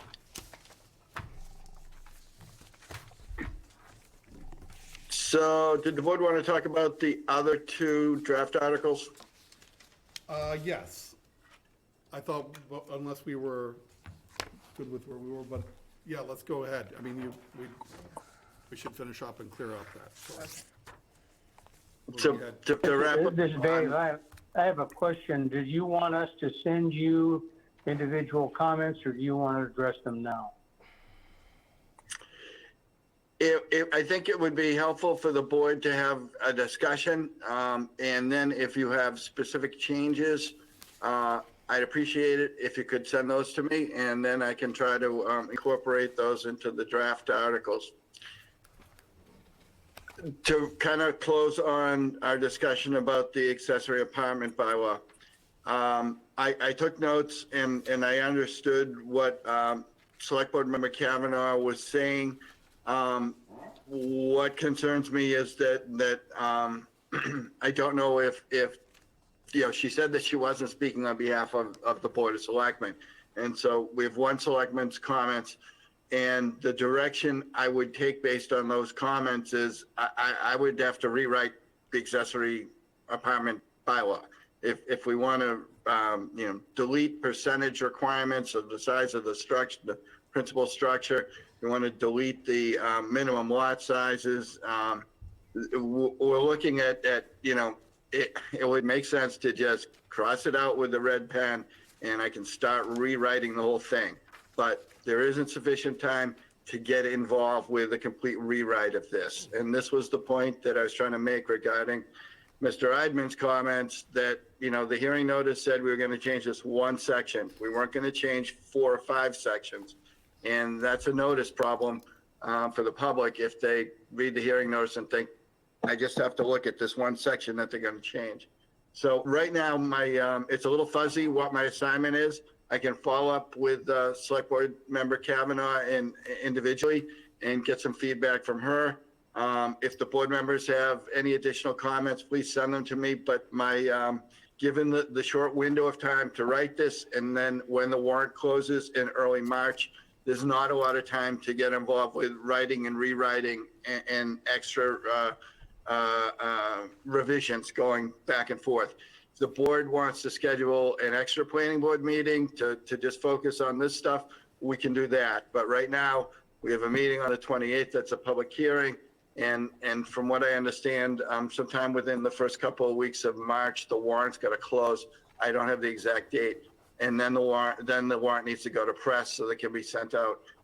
So we started late, and if we want to do some simple changes, we can do those. But if we want to get involved with rewriting the whole thing, I don't recommend doing that this year. I need time to look at how other towns handle this, to look at model bylaws, see what the Cape Cod Commission has for guidance. I understand there's a number of housing agencies on the Cape that focus on this kind of thing. I need to talk to them and basically start over. But because the number of changes that she had just suggested would be kind of a scratch what we have and start all over. That was not what I understood my assignment was from the chairman of the Board of Selectmen.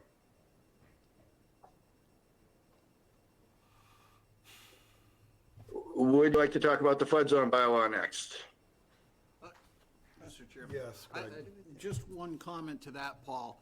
I'll only speak for myself.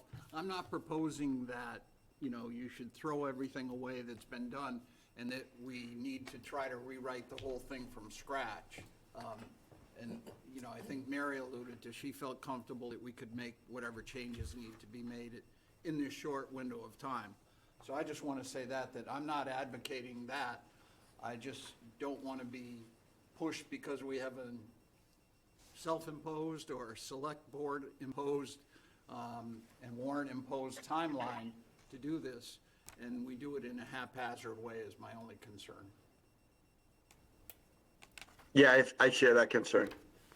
All right, so I suggest that we allow Paul to continue with his, the project as it was defined, and we'll try and incorporate comments individually by email to him as we come up with them. I'm going to be interested also, I think, just in a matter of principle of what Select Person Kavanaugh brought up, and some of what we've discussed here about what I think is commonly called form-based zoning. And there may be some form-based language that we could incorporate. I don't know. But I see you looking off at like 4 o'clock. So I don't know if that's a bad thing or a good thing, but I'll do a little homework on that for you too. So, but let's go on to a flood zone. Thank you, Mr. Chairman. I was given a spreadsheet with changes that FEMA is requiring all of their member communities to make. Shannon Holst, the county floodplain manager, was kind enough to provide me with that. I copy and pasted those in to the existing bylaw, deleted things, made some other minor changes. The number of changes that FEMA has asked for were so many in so many different places of the floodplain regulations, it was simplest to just propose to delete that existing section of the bylaw and replace it with this new one. When we do warrant articles, we have to try to explain to people what we're changing from the existing bylaw. And there were just so many changes to say in subparagraph, we changed this word, and that subparagraph, we changed this paragraph. Easier for everyone to understand if we just kind of start fresh. I made those changes. I sent them back to her. She reviewed them and said, you know, that they were good to go, that they incorporated all of FEMA's requirements. So that for me was mission accomplished. This is something that we really need to do. And I think this was something that the town was supposed to do last year. So this is important to go forward with this year. The changes are fairly straightforward. I think they clarify some things. And they apparently addressed some things that were going on across the country related to flood insurance rate maps and flooding and that kind of thing. So I would like to think that we are in good shape with this one to go forward to town meeting. Any comments, Mary? So just one question, Paul. In looking at this, there are some, I see annotations that show that, you know, things that we amended at, say, a 2014 special town meeting and other items like that. So when you proposing to delete and replace in its entirety, did you intend to leave those notations in, or am I looking at the wrong thing? Yeah, so what you're looking at is something, I have not worked with general code publishers before. And I think that those may be annotations that they put in there. So they I are, could be wrong. and they're typically, I mean, they're typically helpful. I mean, I'm used to a full markup, and I guess so typically, I try to not do a full delete and replace, only because then everything's subject to the AGs. Like, if it existed already, they won't touch it. But if it's a replace and do a whole new, they'll review the whole thing in its entirety. So that's just kind of where my question was coming from, because those notations, I wondered why those notations were in there if you were replacing in its entirety. Would you still leave those in? So I think what we would end up doing would be at the end of this, there would be a notation that said at the May 2023 annual town meeting, this particular section of the zoning bylaw was deleted entirely and replaced with this new section. Yeah.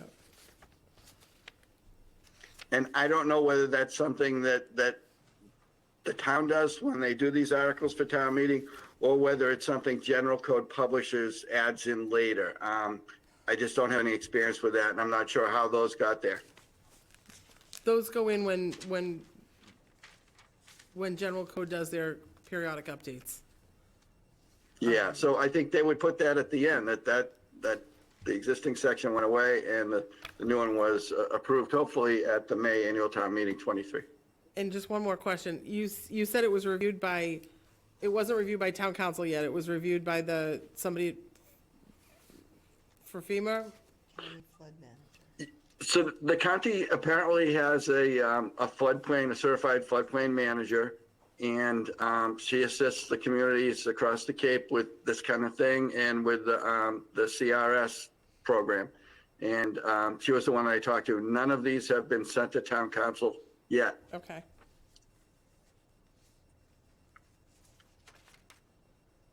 Thanks, Paul. Any further questions on You're the welcome. flood zone amendment? Then hearing none, let's move on to the solar bylaw. Thank you, Mr. Chairman.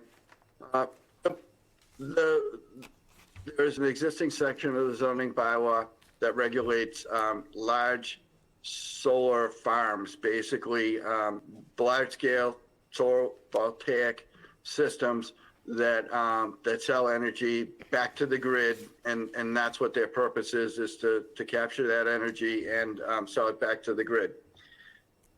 As I explained a couple of weeks ago when we discussed this, there were no regulations for solar on commercial properties. And when I say that, I'm going to kind of break it down to on rooftops of commercial buildings, in parking lots or on the property as a ground mounted, or the other category would be on these new canopies that we've seen over parking lots that have solar panels mounted on those canopies. No regulations at all for that, for those commercial properties. And there were no regulations regulating residential. The State Zoning Act has protections and exemptions for solar on residential, and so it's not something that the town could prohibit. I don't think it's something that we would want to prohibit, but I think that we are allowed to enact some reasonable regulations, and the bylaw amendment that I drafted includes things like requiring in a residential district that the panels be compliant with of the setback requirements, and that there be some screening and buffering requirements, particularly for any installations that are visible from any public or private way. So I tried to draft some regulations that address these newer sections of the bylaw that will allow for and kind of promote solar. The regulations, the draft regulations for commercial require by special permit from the planning board that they be approved. And these regulations were very thorough and included a lot of restrictions for how they're installed, provisions to make sure that when they're no longer in use, that they be decommissioned properly and removed. It requires a bond for that. And it requires a lot of information as part of the special permit application for the planning board to review to make sure that the approval of them won't cause any problems with the surrounding neighborhood. So I would be glad to take any questions or comments on that draft bylaw amendment. This is Dave. I've been wrestling with this in other contexts, and this is a technology that is changing rapidly. For example, there's going to be solar shingles that will be used a couple of decades or so from now, where you won't have panels. But do you want this provision to deal with those issues? That new technology, and or are you going to wait for the technology to catch up so you can address it in real time, real context? Well, it's important to not draft regulations that are going to preclude certain types of technology or types of installations. And the property that has been cited that people think the installation is inappropriate for the location, from what I understand, the solar photovoltaic panels track with the movement of the sun across the sky. That's what solar panels are supposed to do. They need to face the sun. And a tree casting even a small shadow on a solar panel will measurably diminish the amount of energy they produce. So I tried to be careful not to do anything that would preclude or limit certain types of technology, but try to use the traditional approaches of, you have to do this within setbacks. If it's going to be obtrusive to the neighbors or from the street, you have to put up a fence or some green, evergreen vegetation that will screen that year round. So that was the approach I took. And we talked earlier this evening about how these zoning bylaws are organic. They really, many communities are constantly changing their bylaws to catch up with new technology and changes in the way things are regulated. And so over time, we will likely, maybe need to make some adjustments to accommodate new types of technology. And that will call for some additional amendments as time goes on. For example, the financial security paragraph, where you say the security can't exceed 125% of the cost of removal. What we've gone through in the construction industry in the last 2 years, that 125% would be exceeded in 1 year. And the town might be holding the bag for something that would cost 50% more than the money they have in the security. So there ought to be an escalation clause in that. I think that's a good idea, and I've dealt with the escalating costs of construction over the last few years, and it's caused problems. So I think a different approach with an escalator might be the way to go, and I'll take a look at that. The other thing is that realistically, if these things have a life cycle of 15 or 20 years, any bond that we get this year to cover removal in 20 years, we wouldn't be able to come close to calculating what that cost would be 20 years from now. So it is problematic. I agree with you. I'm just raising a question. I don't have an answer. I don't either, but I agree with you. It's Any questions from the board? Greg, thank you. Paul, one of the items that is addressed here, I see number 7, information on noise, parens, inverter, and reflectivity glare of the solar panel shall be provided and potential impacts to abutters shall be mitigated. The noise references the inverter, but I think with one of the installations that has been brought to the attention of the town that the residents are concerned about, or neighborhoods concerned about, I believe that the panels are motorized to follow the sun. And I think the motors give off a noise that may be disruptive to the neighborhood. So I don't know if that would be something the regulations address the planning board, or if we have I know we have a tremendous noise problem and we have a noise committee. I don't know if that's something that they would handle, or I just throw that out as something that I recall having been discussed when the concern was first raised to the town. I haven't looked at the town's noise regulations, and oftentimes those are not in zoning. Sometimes they're in the town's general bylaws, and they usually have specific requirements for the maximum amount of decibels measured like from the property line. So the town probably does have existing regulations that control the amount of noise that can come off a given property. By asking as part of the application process, how much noise do these things produce, we then maybe be able to mitigate those impacts with some soundproofing measures. I also think that there's another factor involved here, which is kind of the appearance and the interruption of a neighborhood. If you look at some of these installations, or one installation that I mentioned previously, you're looking at something that looks like a military installation of a kind of light surface-to-air missile battery, which is not in keeping with, let's say, a Cape half house on a small lot. This is heavy industrial equipment, black steel, highly reflective material, occupying 50% of the, over 50% of the free land. This is a very unusual setup.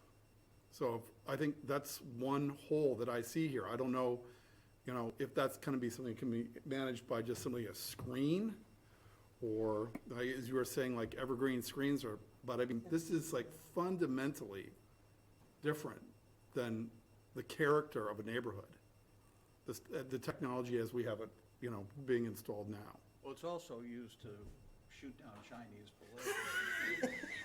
There you go. I knew that was coming somewhere, right? Any thoughts on that, Paul? Yeah, so I'm looking at towards the end of the bylaw, ground-mounted solar panels must comply with the setback requirements in the district.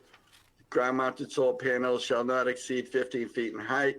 Screening, ground-mounted solar panels shall be screened from view from any public or private way. The solar installation shall be screened with a maximum 6-foot high solid fence, a densely planted evergreen buffer, and then location, ground-mounted solar panels shall be mounted in the rear yard behind the rear building setback. So that was intended to avoid, something in somebody's front yard. So I was hoping that those provisions would prevent something that you're describing that exists out there now. I'm good with that. This, I guess I'll also say that this is really a tough balancing act, and we want to try to encourage people to use solar to try to augment their usage of electricity, and to try to reduce as a nation our dependency on fossil fuels.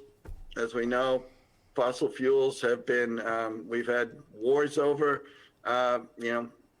countries that have large oil production capacity. And so on the one hand, it's really important that we try to make the regulations reasonable, that we try to promote the technology, and not make the process too burdensome for homeowners or commercial property owners to install more solar.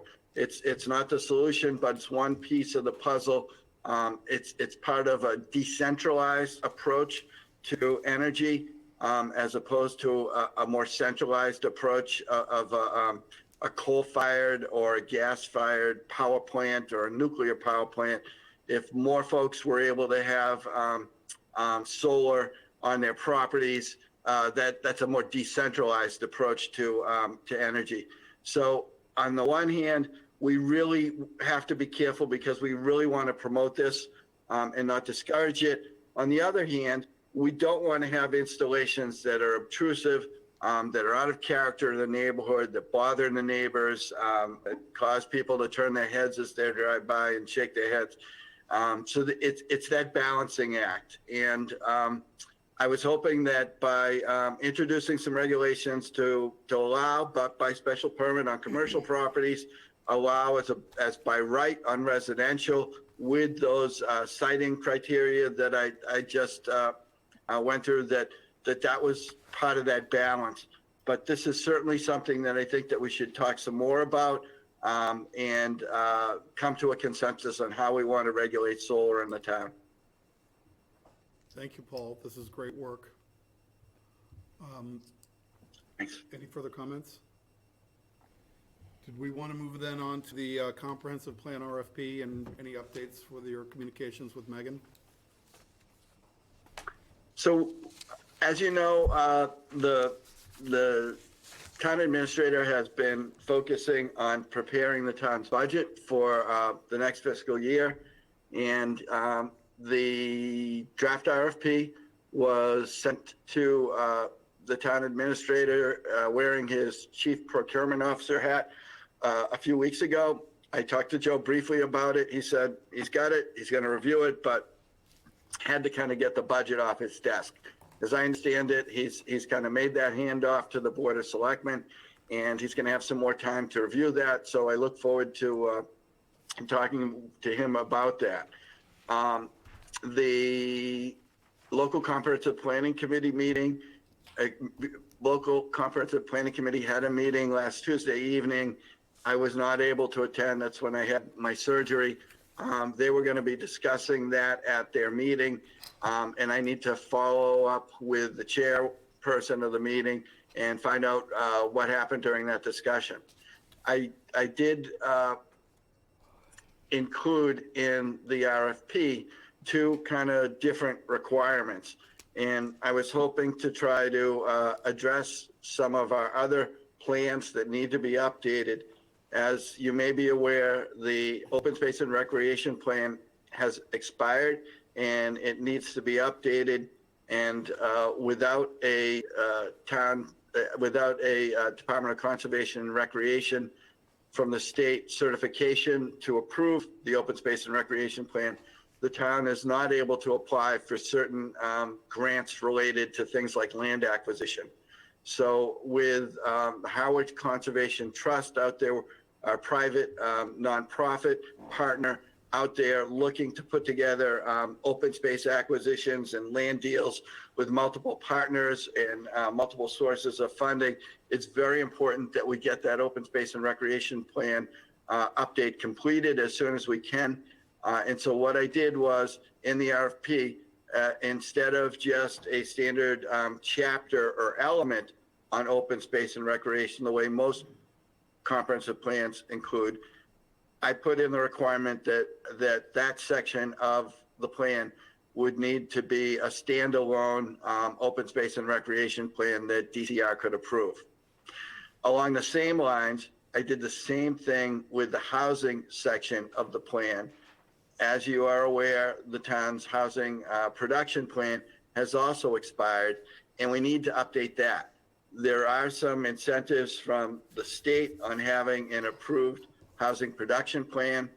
After all, the town is in what people have described as a housing crisis, and the standard approach is to have a plan of what the community is going to do to try to promote the creation of more affordable housing, and that vehicle is a housing production plan. So within the RFP, I put in the requirement that the housing chapter would need to check off all the boxes from the state's standpoint to be approved as a housing production plan. I don't know if this is something that the consultants are going to be able to do for us, and I'm not aware of other communities that have done this before, but I find myself in a position where I've started working here, and we have to update not only the comprehensive plan, but these other two topical plans. There's another plan that also needs to be updated, and that's the town's hazard mitigation plan. And within the first few weeks on the job, I was able to submit what was in effect a grant application to FEMA, and they are providing funding in the form of, I think, not funding, but in the form of technical assistance grants to communities to bring on board consultants to update their hazard mitigation plans. Similar to the other two plans that expired, there are certain types of grants, hazard mitigation grants from FEMA, that the town is eligible to apply for if they have an approved hazard mitigation plan. Ours expired. So there really is a lot of work to do over the next few years, and I'm here to roll up my sleeves and get cracking on that. So I was hoping that we might be able to do something maybe a little unorthodox, and with the funding that we have, and I understand we have $200,000 set aside from a town meeting appropriation last year for updating the comprehensive plan, we're hoping that that funding that's available would be able to get the consultants to be able to take the additional steps to make the housing and open space and recreation elements of the plan be able to be standalone plans that could be approved by the state. If we run short, I understand that it's possible that the Affordable Housing Trust could provide some additional supplemental funding for the housing production plan. That's something that Joe Powers and I need to have further discussion about, clarify whether or not there is funding available for that. Other sources of funds for those plans, open space and recreation and housing, it's possible that community preservation funds may be available to do to help pay for those. So that's going to take a little more research. But right now, we're trying to take this approach where we might be able to kind of kill two birds with one stone by including those things in the update of the comprehensive plan. I'd be glad to answer any questions from the board. Thank you, Paul. Do we have any questions? I think it's very enterprising of you to step forward and look ahead and see the holes that we have in the planning structure of the town, and I appreciate your efforts. Anything we can do to support you on this effort, please keep us in the loop, and I'll circle around with Joe to see if there's anything we as a board can do to support your efforts in the department.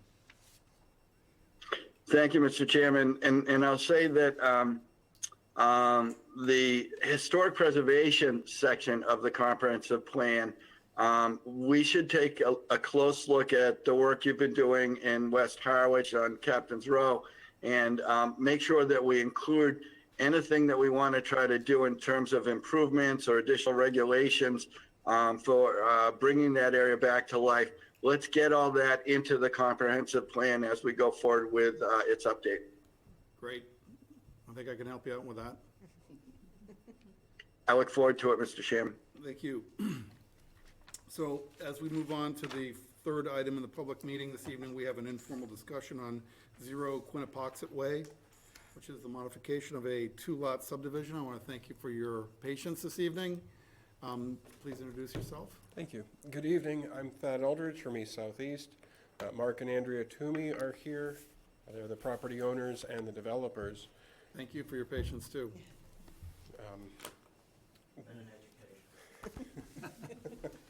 Appreciate your charity. We went through the subdivision a couple of years ago.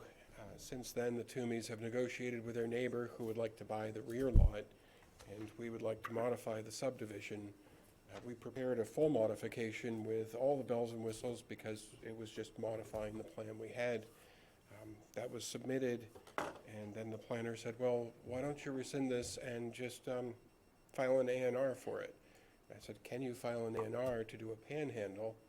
And he said, he returned back and said yes.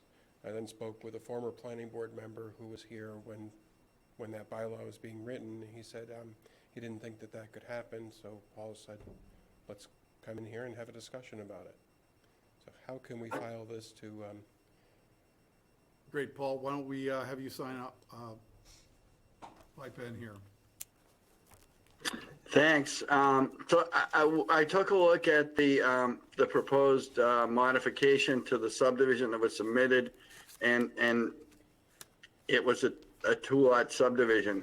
And looked at what they were trying to do. As I understand it, what they would like to do is create a panhandle lot at the front where it intersects with Quinnapoxet Way, and that there would be a lot behind that to the rear, and that an abutter is interested in purchasing that land. And so I thought that that could be accomplished under Section 81P of the Subdivision Control Law, which is the section that regulates approval not required plans. I had a conversation with Elaine Banta, and she said, well, you can't condition an approval not required plan. And I said, there's no need to condition it if we have a section of the bylaw that outlines what the requirements are for panhandle lots. If we receive an approval not required plan and it complies with those specific requirements for the creation of panhandle lots, I saw no reason why that couldn't be done in a much simpler approach. But having said that, I kind of, after Thad indicated that he had talked to a former planning board member and was told, oh, we don't do it that way, I threw up my hands and said, however the planning board wants to do this, go talk to the planning board and see what they want to do. Thank you, Paul. Mary, any instincts here? I think Paul is our Director of Planning and Development, and if he tells us we can do it, and there's no restriction under the zoning bylaw, then that's his role to tell us that. Okay. Second. So should we, why don't we get some material for an A&R? We will go for it. And can we avoid putting any note on there stating that the endorsement doesn't imply any compliance with zoning?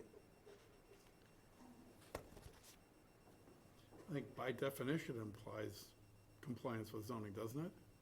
If we vote to accept an A&R? I'm deferring to your planning director on that. Yeah.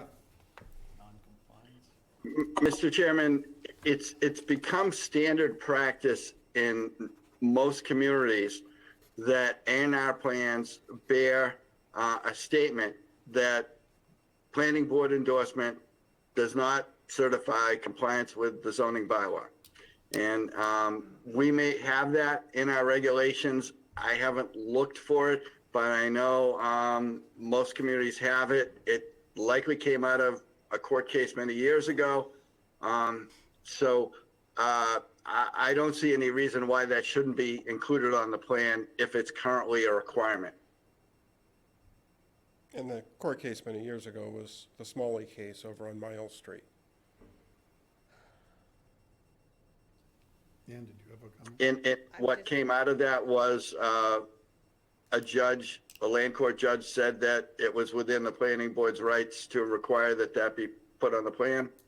No, that was where the planning board endorsement didn't necessarily constitute zoning compliance, and a building permit didn't have to be issued. That was what led to the Pallets case on Tisbury, where the 81L exemption plans all have to go to the zoning board of appeals.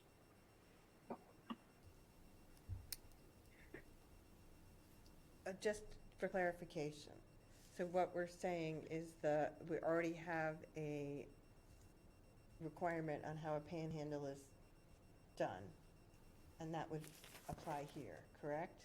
That's what would we be approving? That's what I think Paul is telling us. Okay, I just wanted to clarify that piece. We don't have to do any extra work, correct? That's what he's telling us. Okay, got it. So your intention is to come back with a, A&R.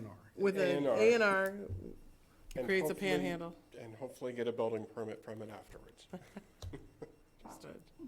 Let's do it. All right. Do we all agree, or? Simple. Okay, seems like a pretty short putt. Wish we could have put this up higher in the agenda for you guys, my gosh. Well, thank you much. Thank you. Thank you. So I think the last item we have on the agenda here is we have two sets of meeting minutes, one from January 10th and one from the 24th. I believe I was not in attendance for the 24th, so I think we're going to have separate votes to approve each one. I move that we vote to approve the meeting minutes from January 10th, 2023. Second. Any discussion? So a roll call vote. David Harris? David Harris, aye. Ann Tucker? Tucker, aye. Emily Brody? Mary Maslowski? Mary Maslowski, aye. Craig Chadwick? Craig Chadwick, aye. Harry Munz? Harry Munz, aye. Duncan Berry, aye.